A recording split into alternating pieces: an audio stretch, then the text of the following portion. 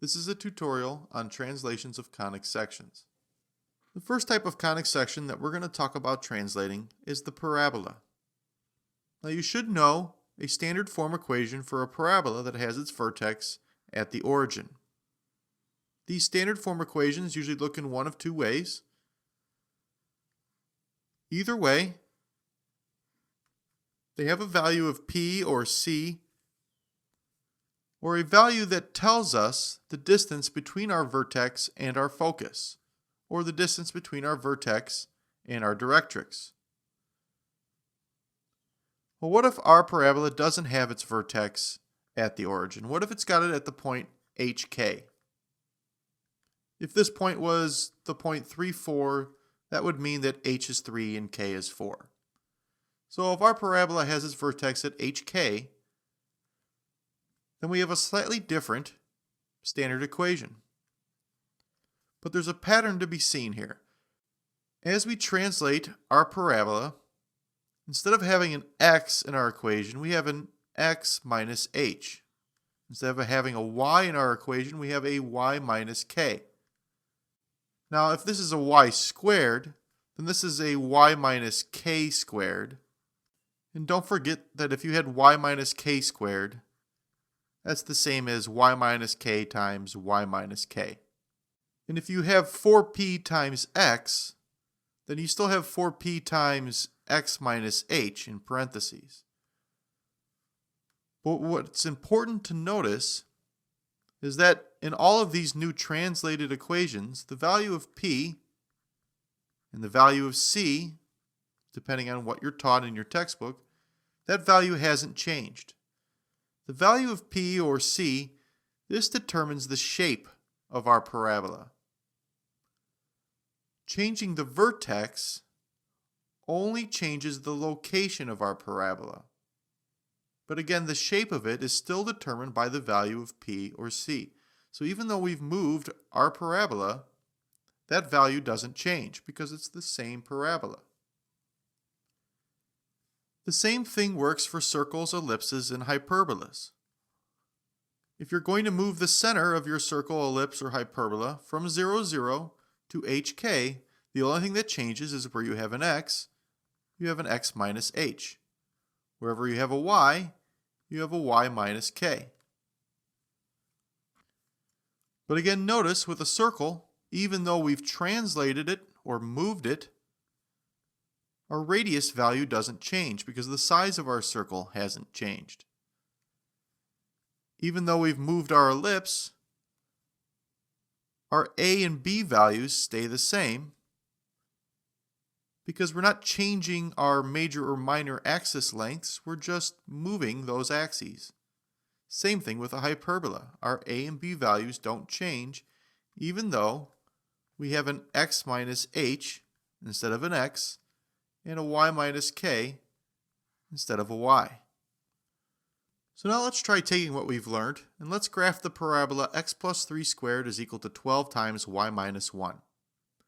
This equation is in the standard form of x minus h squared is equal to 4p times y minus k. Right away we can tell that our h is negative 3 and our k is a positive 1. So immediately we know that our vertex is the point negative 3, 1. And I can plot that point. It would be right here. Now just like graphing a parabola with its vertex at the origin, I go and I look at my p or my c value, which in this case I have a 4p is equal to 12, so p, or if you're familiar with c, that would be equal to 3. This value is positive, and we're having our x variable being squared. So since our x variable is being squared, this parabola is going to open in either the positive or negative y directions. And because our p or our c value is positive, that means it's going to open in the positive y direction. So our parabola is going to open in that direction. That means our focus is going to be above our vertex and our directrix is going to be below. It also means that I'm going to have an axis of symmetry that passes through that vertex and our focus when we find it, and that axis of symmetry is going to be parallel to the y-axis. So our parabola will be symmetrical across this axis, and this axis is the line x is equal to -3. Now our p, or our c value, that's equal to 3. And that means that our focus is going to be 3 units above our vertex, or along our axis of symmetry. So if I'm starting at -3, 1, and I move upward 3 points, I'll find out that my focus is the point -3, 4. If I go back to my vertex, and I go down 3 units, I should run into my directrix, which is the line perpendicular to our axis of symmetry. That means my directrix would be the line y is equal to -2. So I've found all the important characteristics of my parabola, and now I just need to sketch it. And this parabola should look something like this. So now let's try graphing this translated circle. Here we have the equation x minus 2 squared plus y plus 4 squared is equal to 16. This is in the standard form of x minus h squared plus y minus k squared is equal to r squared. Again, right away we can tell that our h is 2 and our k is a -4. So immediately we've found the center of our circle. It's the point 2, -4. We also know that 16 is equal to r squared. R squared is equal to 16. Take the square root of both sides and you'll find out that r is equal to positive or -4. But r is a distance, so we don't worry about the negative version. We just say that r is equal to 4. Now we have all the information we need to graph this circle. We have the center 2, -4. Now every point on this circle is a radius of 4 away, or a distance of 4 away. The easiest points to find are the ones that are horizontally or vertically a distance of 4 away from this center. So if I'm at 2, -4, and I go to the right 4 units, I'll end up at 6, -4. If I go back to my center, 2, -4, and I go to the left r units or 4 units, I'll be at the point -2, -4. If I go back to my center again, and I go up 4 units, I'll be at the point 2, 0. And then if I go back to my center and go down 4 units, I'll be at the point 2, -8. Connect the dots with our circle, and that would be the graph of x minus 2 squared plus y plus 4 squared is equal to 16. Now let's try graphing a translated ellipse. Here we have the equation x minus 2 squared over 25 plus y plus 3 squared over 9 is equal to 1. This is in the standard form, x minus h squared over a squared plus y minus k squared over b squared is all equal to 1. Again, just looking at these equations, we can tell that our h value is 2 and our k value is a -3. So we found the center of our ellipse. It's the point 2, -3. I can plot that point. It's right there. Now looking at this equation, our a squared value is 25 and our b squared value is 9.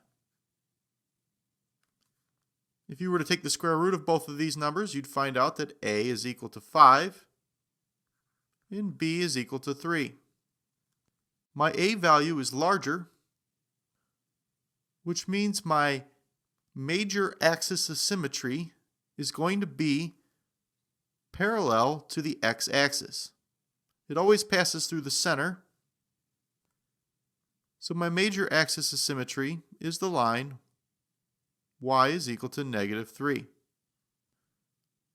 My minor axis also passes through the center. So that would be the line x is equal to 2. Now if we start at this center and I go a distance along my major axis, so a distance of 5, then I'll come to the point 7, -3. If I go a distance of 5 to the left, I'll come to the point -3, -3. If I go a b distance along my minor axis, or in the y direction from my center, well, I'm starting at 2, -3, so I go up 3, and I'll be at the point 2, 0. If I go back to my center and I go down 3 units, I'll be at the point 2, -6. So by using my a and b values, I've just found all 4 of my vertices. If I want to find my c values, well, my foci are going to be on my major axis, and that's the x direction, or parallel to the x-axis. So I would use the equation c squared is equal to a squared minus b squared. My a is 5, my b is 3. So c squared is equal to 5 squared minus 3 squared. So c squared is equal to 25 minus 9, or c squared is equal to 16, and that means c is equal to 4. So my foci are a distance of 4 units away from my center along my major axis. And my major axis is the line y is equal to -3. So I go to my center and I go along this axis 4 units. And I'll find that one foci is the point 6, -3. And the other one is -2, -3. So I found all my information for this ellipse, and now I can graph it. And my ellipse would look something like that. Now lastly, let's try graphing the hyperbola x plus 4 squared over 16 minus y minus 1 squared over 9 is equal to 1. This equation is in the standard form for a hyperbola that's been translated or moved. And that form is x minus h squared over a squared minus y minus k squared over b squared, and that's equal to 1. Our y term is what's being subtracted, which means this hyperbola is going to open in the positive and negative x directions.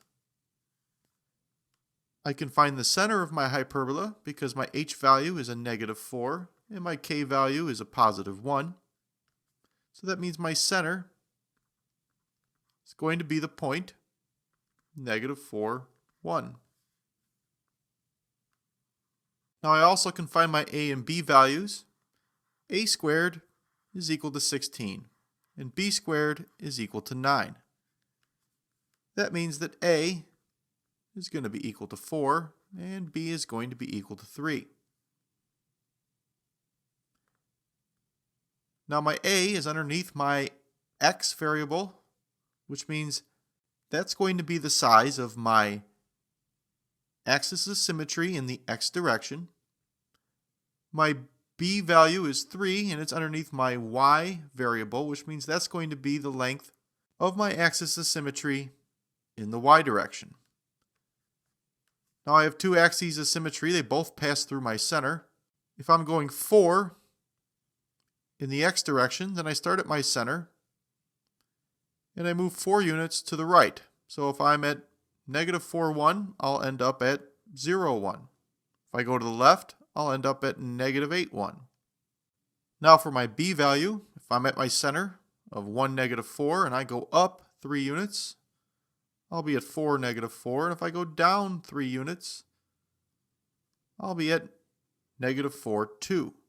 Now if I want to find my c values, or the location of my foci, I just use the equation c squared is equal to a squared plus b squared. If we plug in 4 and 3 for a and b, we'll have 4 squared plus 3 squared. 4 squared is 16, 3 squared is 9. 16 plus 9 is 25. So c is equal to 5. Now my a value is larger than my b value, which means my transverse axis is going to be parallel to the x-axis. And my foci are a distance of 5 away from my center. So if I start at -4, 1 and I go 5 to the right, I'll be at 1, 1. And if I go 5 to the left, I'll be at -9, 1. Now that I've found my foci, the last thing I have to do is find my asymptotes. I know my asymptotes pass through the center, and they have the slope plus or minus b over a. Well, my b is 3 and my a is 4, so my asymptotes are going to have the slopes plus or minus 3 over 4, plus or minus 3 rise over 4 run. So if I start at my center, and I go up 3 and over 4, and I can connect that point to my center, I'll see that one of my asymptotes looks like that. If I go back to my center, and this time I go down 3 and over 4, and I connect that point to my center, I can see my other asymptote is going to look like that. So I have my vertex, I have my asymptotes, and I have my foci. My hyperbola should look something like this. And that would be the graph of x plus 4 squared over 16 minus y minus 1 squared over 9 is equal to 1.